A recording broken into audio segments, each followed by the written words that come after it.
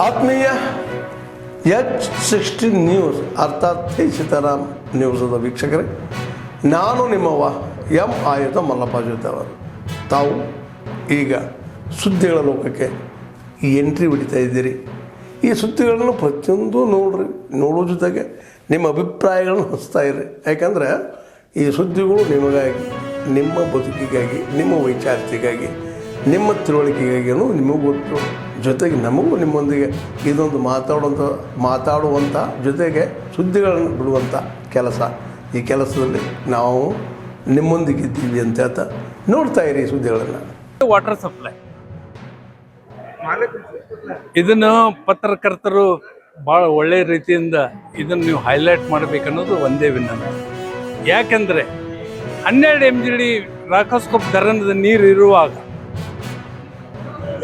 ಬೆಳಗಾವಿ ಜನಸಂಖ್ಯೆ 7.5 ಲಕ್ಷ ಇರುವಾಗ, ಬರುವ 2032ನೇ ಇಸ್ವಿವರೆಗೆ ಆ ನೀರು 24 ತಾಸು ನೀರು ಕೊಡುವಂಥ ವ್ಯವಸ್ಥೆ ಇದೆ. ಆದರೂ ನಾವು ಮುಂದಿನ 2034ನೇ ಇಸ್ವಿವರೆಗೆ ಅದನ್ನು ಆಗಬೇಕು ಅನ್ನೋದು ಉದ್ದೇಶದಿಂದ ಜನಸಂಖ್ಯೆ 12ವರೆಗೆ ಇದನ್ನು ಮಾಡಬೇಕಂತ ಹೇಳ್ತಿರುವಾಗ 18 MGD ಪೈಪ್ಲೈನು, 14 ಲಕ್ಷ ರೂಪಾಯಿ LIC ಲೋನು, ಗೌರ್ಮೆಂಟ್ ಗ್ರ್ಯಾಂಟು ಹಿಡ್ಕೊಂಡು ಇದನ್ನು ನಾವು ಮಾಡಿದ್ವಿ. ಆದರೆ ದುರ್ದೈವದಿಂದ ಇವತ್ತು ಬೆಳಗಾವಿ ನಗರಕ್ಕೆ 8 ದಿವಸ ನಂತರ ಪಾನಿ ಸಿಗ್ತಾ ಇದೆ. ಇದನ್ನು ವಿಚಾರ ಮಾಡ್ತಾ ಇದ್ದೀವಿ. ಇದನ್ನು ಇವರು ವಿಚಾರ ಮಾಡಬೇಕು. ಮೊದಲೇ ಮಾತು, ಮಹಾನಗರ ಪಾಲಿಕೆ ಹಿಂದಿನ ಕೌನ್ಸಿಲ್ದವರು ಏನು LNTಗೆ ಕೊಟ್ಟಿದ್ದಾರೆ, ಇದು ಮಹಾ ದೊಡ್ಡ ತಪ್ಪು. LNT ಇದು ಬೆಳಗಾವಿ ಮೊದಲನೇ ಸ್ಟೇಜು, 2ನೇ ಸ್ಟೇಜು. ಇದು ಬೆಳಗಾವಿ ಮಹಾನಗರ ಪಾಲಿಕೆ ಆಸ್ತಿ. ಇದರ ಮೇಲೆ ಯಾರ್ದು ಏನು ಹಕ್ಕಿಲ್ಲ. ಇದನ್ನು ಅವ್ರಿಗೆ ಕೊಟ್ಟ ನಂತರ ಅವ್ರ ಕಡೆದು ನಾವು ನೀರು ತಗೋಬೇಕಾ? ಅವ್ರು ಯಾವಾಗ ಕೊಡ್ತಾರ ಅವಾಗ ನೀರು ನಾವು ತಗೋಬೇಕಾ? ಇದು ಯಾ ನ್ಯಾಯ?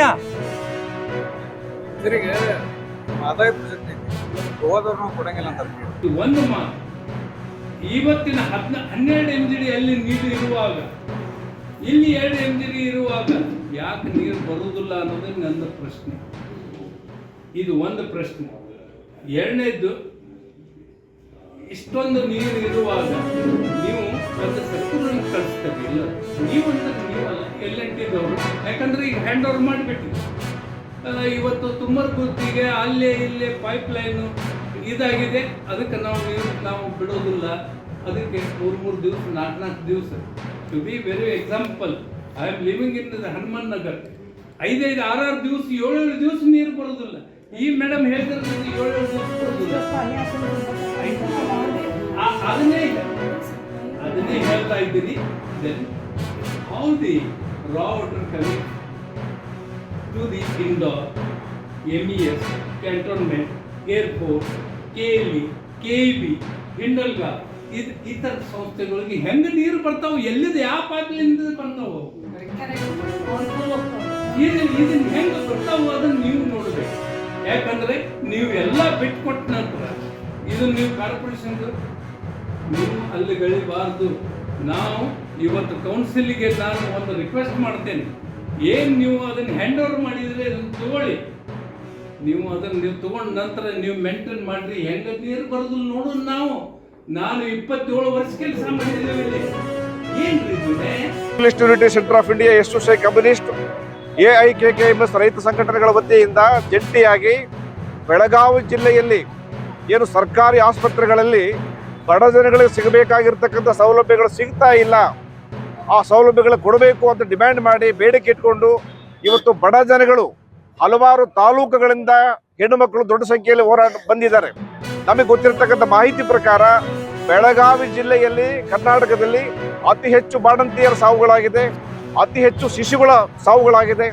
ಹಾಗಿದ್ರೆ ಇದು ಕಾರಣ ಏನು ಅಂತ ಹೇಳಿದ್ರೆ, ಸರ್ಕಾರಿ ಆಸ್ಪತ್ರೆಗಳಲ್ಲಿ ಆಪರೇಷನ್ ಥಿಯೇಟರ್ಗಳು ಸರಿಯಾಗಿಲ್ಲ, ಬೇಕಾಗಿರ್ತಕ್ಕಂಥ ಸೌಲಭ್ಯಗಳಿಲ್ಲ, ಆಪರೇಷನ್ ಆದ್ಮೇಲೆ ಕೊಡಬೇಕಾಗಿರ್ತಕ್ಕಂಥ ಔಷಧಿಗಳಿಲ್ಲ ಸರ್ಕಾರಿ ಆಸ್ಪತ್ರೆಗಳ ಇದರ ಸ್ಟೋರೇಜ್ನಲ್ಲಿ.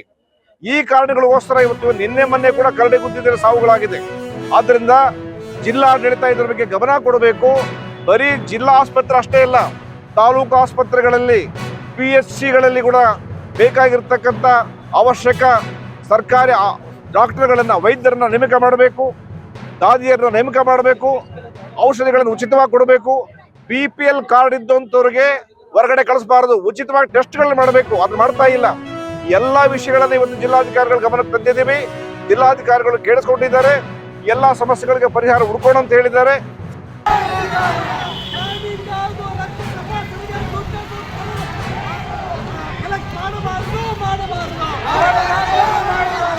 ಸರ್ಕಾರಿ ಆಸ್ಪತ್ರೆಗಳಲ್ಲಿ ಉಚಿತ ಚಿಕಿತ್ಸೆಯನ್ನು ಕೊಡಲೇಬೇಕು. ಸರ್ಕಾರಿ ಆಸ್ಪತ್ರೆಗಳಲ್ಲಿ ರೈತರು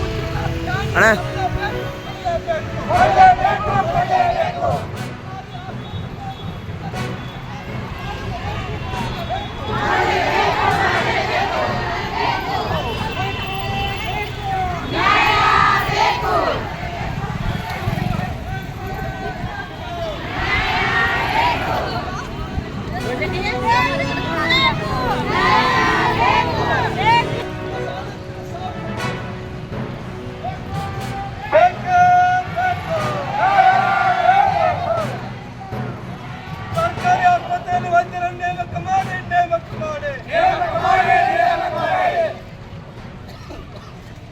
ಸರ್ಕಾರಿ ಆಸ್ಪತ್ರೆಗಳಲ್ಲಿ ಉಚಿತ ಸೌಲಭ್ಯ.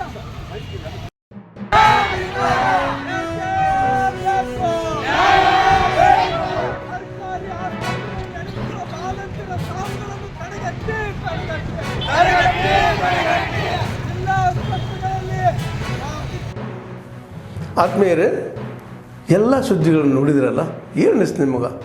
ಇದರಲ್ಲೇ ನಿಮ್ಗೆ ಲೈಕ್ ಆಗಿರ್ಬೋದು, ಡಿಸ್ಲೈಕು ಆಗಿರ್ಬೋದು, ಕಾಮೆಂಟ್ ಬೇಡಪ್ಪ ಅಂತೂ ಅನಿಸಿರ್ಬೋದು, ಕಾಮೆಂಟ್ ಮಾಡಬೇಕಪ್ಪ ಅನಿಸ್ಬೋದು, ಶೇರ್ ಮಾಡಬಾರ್ದಪ್ಪ ಅನಿಸಿರ್ಬೋದು, ಮಾಡಬೇಕು ಅನಿಸಿರ್ಬೋದು.